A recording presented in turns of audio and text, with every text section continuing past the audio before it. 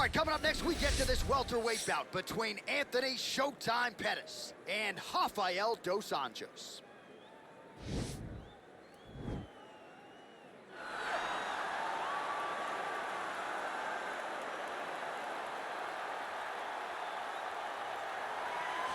Well, he debuted in the UFC back in 2008. He started 0-2 inside the octagon, and yet Rafael Dos Anjos worked and evolved, went on to become the UFC's lightweight champion when he defeated Anthony Pettis at UFC 185. RDA, as they call him, now plying his trade as a welterweight. We'll see how it goes for the Rio de Janeiro-born Dos Anjos here tonight.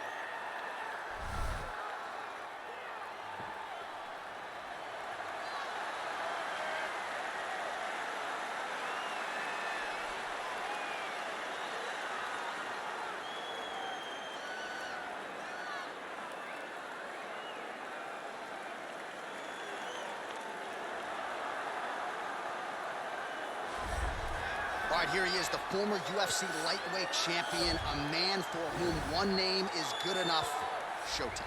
And you watch him, you know that when he goes, it's going to be a show. So when he turns his back to the camera and points at the Showtime, it always gets people excited because in a few moments, you're gonna watch something very, very fun. From that Showtime kick to the submission of Benson Henderson in Milwaukee to the knockout of Wonderboy Thompson, even in defeat when he fought Tony Ferguson, the stock of Anthony Pettis continues to rise even though he's been here for a while. As versatile a finisher as we have in the game at present, moves up to welterweight, promptly knocks out Stephen Wonderboy Thompson as a sizable underdog that night. But far be it from me to doubt anything that Anthony Pettis can accomplish in a mixed martial arts setting, and he is back for more here tonight. Our tale of the tape for this welterweight fight. The American is 33, the Brazilian is 35. Pettis is 2 inches taller. He will have a 2-inch reach advantage. All right, now to get us started, we go inside the octagon where we find Bruce Buffer. Ladies and gentlemen, this fight is 3 rounds in the UFC welterweight division. Introducing first, fighting out of the blue corner, a grappler, holding a professional record of 32 wins, 14 losses. He stands 5 feet 8 inches tall, weighing in at 170 pounds. Fighting out of Rio de Janeiro, Brazil, Rafael Dos Anjos.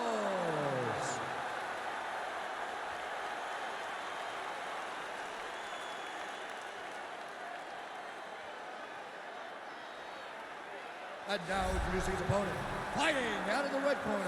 This man is a Taekwondo fighter, holding a professional record of 24 wins, 10 losses. He stands 5 feet 10 inches tall, weighing in at 170 pounds. Fighting out of Milwaukee, Wisconsin, USA.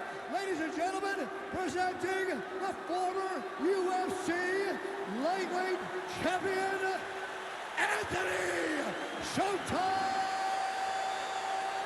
Pettis. And when the action begins, our referee in charge of the octagon is Dan Bergliata. Dan Bergliata, your referee. You ready?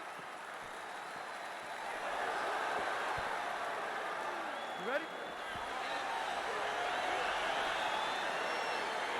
All right, so here we go, round 1 of this highly anticipated tilt between the strong striker and the decorated grappler. Any chance that these guys mix it up, or are you just expecting them to stick to what got into the dance? I'm expecting a pretty straightforward approach from both of these fighters. The striker will try to lead with his punches and his kicks, and the grappler will try to time a takedown, time a clinch position so he can start to work towards a lot of those great judo throws that he possesses. Once on the ground, he is in his realm and will start to chase submissions. Well, perhaps a sign of things to come. Whoa! He needs to start looking to finish now because he's got his opponent hurt very bad.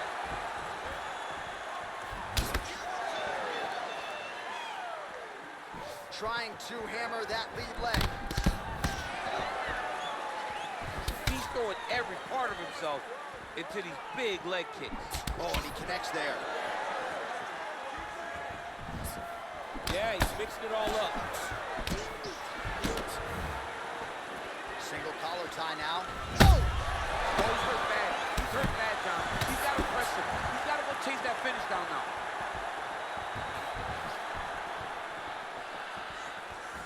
barely missed on an uppercut right here. Nice overleg takedown attempt there, and you gotta think that's something that's gonna give him confidence moving forward. Now, the guy's attacking the triangle. He finds himself in trouble because he got a little bit lazy in the full guard. Looks like he's trying to manipulate the head. This could be tight.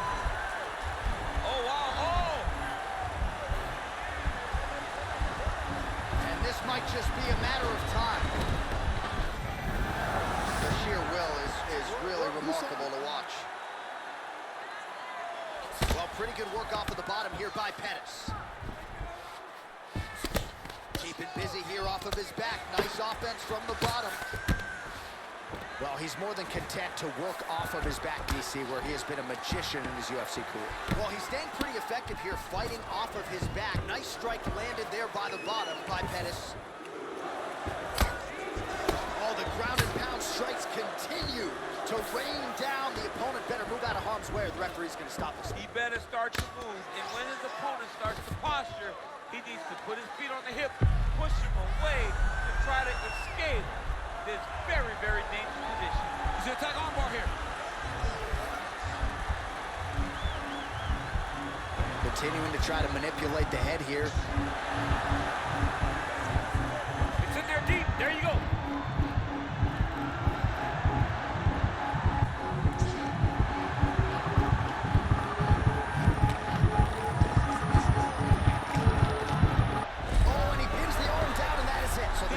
Shortly thereafter. He got the arm straight, right? The moment he was able to break the lock, John, his opponent was in trouble.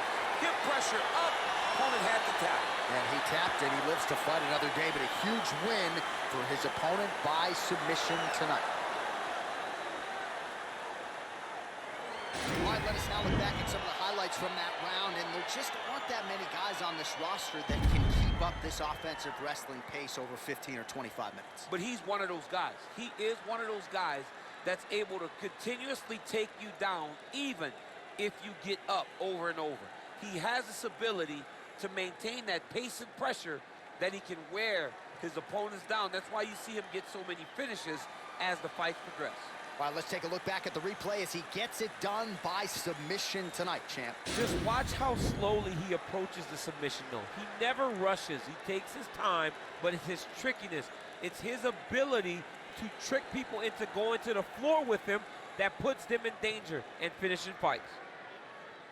Ladies and gentlemen, referee Dan Bergliata calls a stop to this contest at 4 minutes, 43 seconds of the very first round, declaring the winner by tap out due to an armbar. Rafael Dos Anjos! All right, so what a performance by this young man here tonight as he gets the win by way of submission.